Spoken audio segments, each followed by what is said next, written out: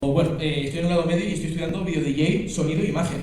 Este corto hizo de que me gustara mucho más el mundo visual, ya sea en cámaras, videoclips, spots publicitarios cortos, películas, y me centré en esto. Y ya fuera del ámbito técnico, es un corto o un proyecto que todo el mundo que ha participado me ha dicho que le ha encantado, es una experiencia inolvidable, una experiencia que ha hecho que gente que no se llevara de nada juntarse para un proyecto y sacar algo adelante, y ahora que se ve en pantalla grande es algo que la gente no se lo cree, porque estás viendo algo que has hecho tú, una película de Marvel, es algo tuyo y ves todo lo que ha pasado durante un año y reflejado en un teatro. Y bueno.